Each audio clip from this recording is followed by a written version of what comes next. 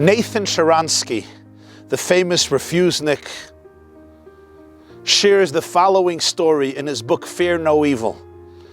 He suffered many years in the communist prisons from 1977 till 1986, most of the time in Siberia. 1 year Chanukah.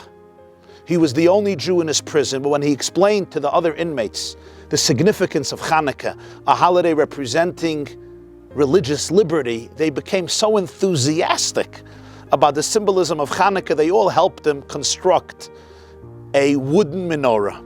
And they managed to get their hands on some wicks and some oil, and the first night of Chanukah, Nosson Sharansky lights the menorah, and it is a celebration for the entire prison.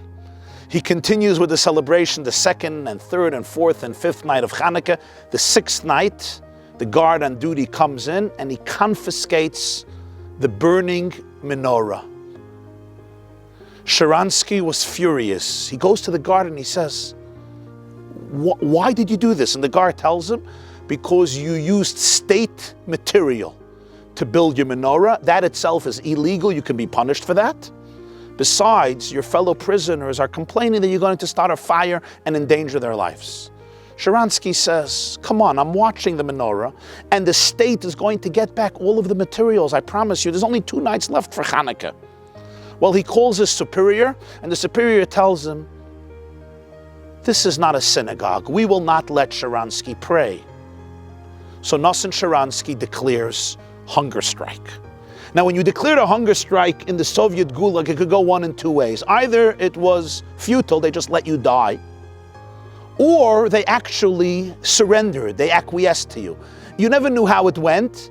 Sharansky had mazel that he was unaware of. 2 days later, a committee was coming from Moscow to visit this particular Gulag in Siberia. And the last thing the supervisors of the prison needed was that the committee from Moscow should hear that the prisoners are not content and they're revolting and they're on hunger strikes.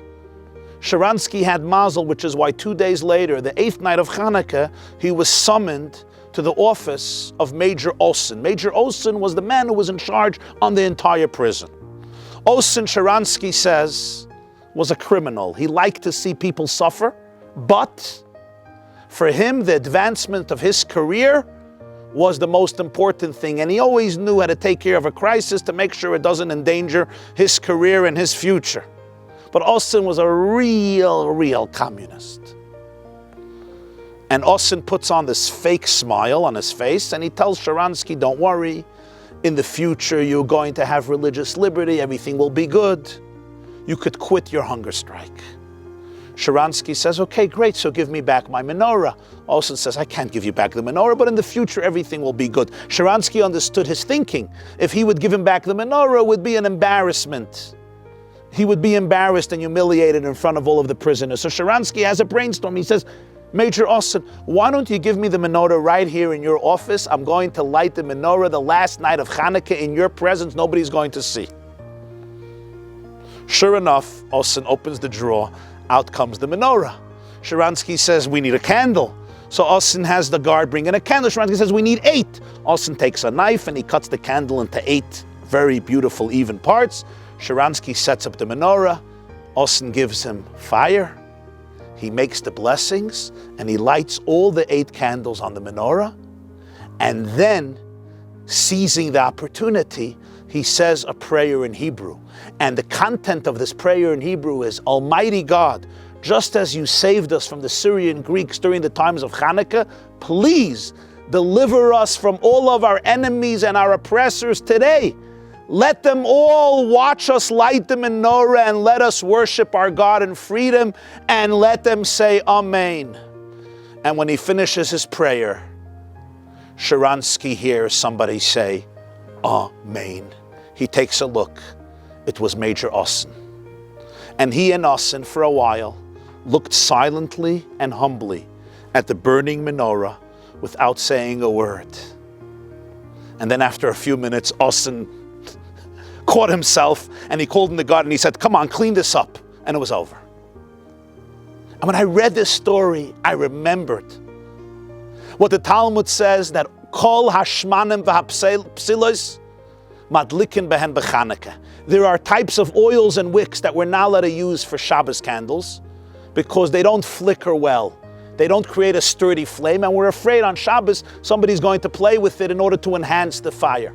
But on Chanukah you can use all types of oils and all types of wicks, we don't care. So one of the great Hasidic masters, Rabbi Jacobson in Moreh Einayim, says there is a spiritual symbolism here. The Jewish person, the Jewish soul, is called a wick. On Shabbos you can't always kindle all wicks. On Chanukah you can kindle all wicks, which means every type of wick, every type of soul could be inspired on Chanukah. Even somebody, you look at them and you don't see any light, you don't see any potential for light. But on Chanukah, every soul can be inspired if you only believe in the power of that soul to find its light. Happy Chanukah.